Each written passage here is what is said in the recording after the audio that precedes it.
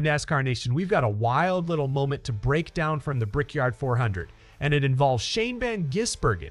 Yeah, the guy who's been turning heads all season had himself a very strange in-race moment at Indianapolis. Stick around because this one is genuinely one of the odder things you'll see happen inside a Cup car this year. And hey, real quick, if you are a true NASCAR fan like me, go ahead and drop a like and subscribe to the channel. NASCAR Nation news is just getting started. We are pushing for our next subscriber milestone, and it's all about real talk from fans who live this sport every week. All right, let's get into it. So here's what we know.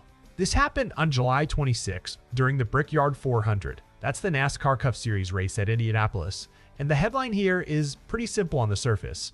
Shane Van Gisbergen had to try and reinstall his own steering wheel in the middle of the race.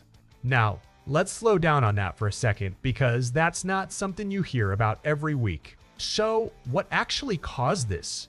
According to what's been reported, the issue traced back to the steering wheel itself. Specifically, it wasn't adjusted correctly. Now, in a Cup car, the steering wheel isn't just bolted on and left alone.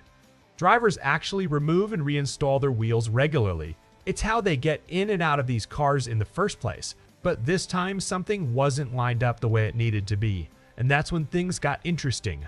Van Gisbergen made the call to take the wheel off. And this happened as he was exiting pit road. Think about that for a second. He's rolling away from his pit stall, trying to get back up to speed and rejoin the race, and instead he's dealing with his steering wheel while the car is moving.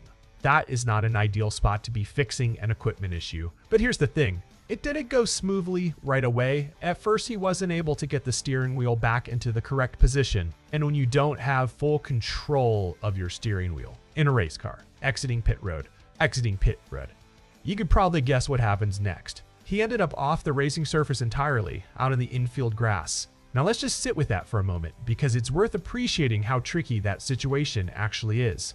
You've got a driver without a properly seated steering wheel trying to both fix the problem and keep the car under some kind of control at the same time.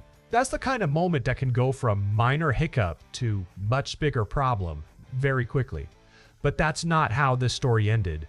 After that trip through the infield grass, Van Gisbergen was able to get the steering wheel back into place, and once it was properly reinstalled, he drove off. Simple as that. Problem identified, problem handled, and he continued on. Now let's recap that sequence because it really is a wild little chain of events when you lay it out step by step. It starts with a steering wheel that wasn't adjusted correctly. That leads to Van Gisbergen removing it while exiting pit road. That attempt to fix it didn't work on the first try, which sent him into the infield grass. And then, finally, he gets it locked back into position and gets going again. It's one of those moments that really shows you how much can go wrong with something that seems so small on paper. A steering wheel not being adjusted right. But in a 3,000-pound race car, moving at speed, exiting pit road, that small issue turned into a genuine hands-on repair job done by the driver himself mid-race. So that's the situation with Shane Van Gisbergen at the Brickyard 400 on July 26th. A steering wheel adjustment problem, a mid-race removal, a trip through the infield grass, and then a recovery to get back underway. Now here's a question for you, NASCAR Nation. What do you think it says about a driver when they can handle a situation like that?